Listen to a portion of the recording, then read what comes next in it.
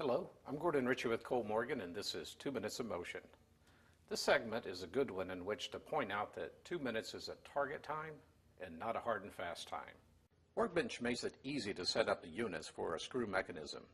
It should be noted that while the screen indicates lead screw, it works equally well for both lead and ball screw. Moving through the setup screen from top to bottom, our first stop is at the gear ratio. Of course, if you have no gear ratio, this is set to none. If a gearbox or a gearhead is used, we can simply enter the number of turns the motor makes compared to the output shaft. For example, if the ratio is 5:1, we can simply enter motor 5, load 1.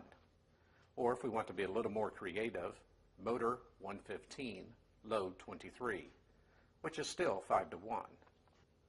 If the gear ratio is achieved by a timing belt and pulleys, the number of teeth on the motor, pinion, and the load pinion can be counted, if not known, and entered for each.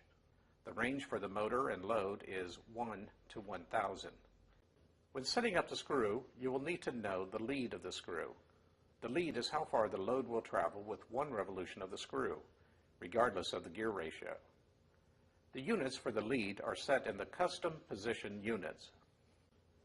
The available units are centimeters, or 1/100th of a meter, millimeter, or 1/1000th of a meter, micrometer, or 1/1,000,000th of a meter, and nanometer, 1/1,000,000,000th of a meter, inches, and mils, which is 1/1000th of an inch.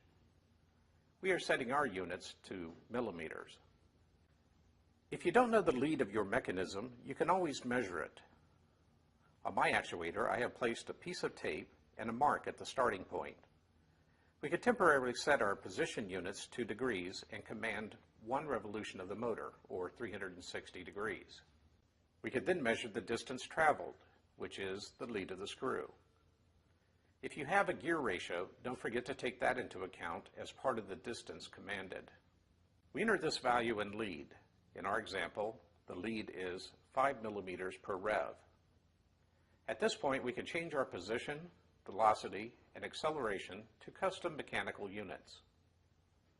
When we return to the motion task screen, we see that our position is in millimeters, velocity is in millimeters per second, and acceleration and deceleration are in millimeters per second per second.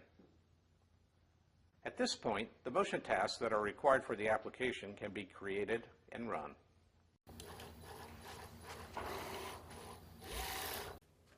The unit screen takes a lot of the work out of setting up a mechanism. The more you work with it, the more intuitive and fun it becomes. Check out our next segment when we set up a conveyor system. I'm Gordon Ritchie for 2 Minutes of Motion. I'll see you next time.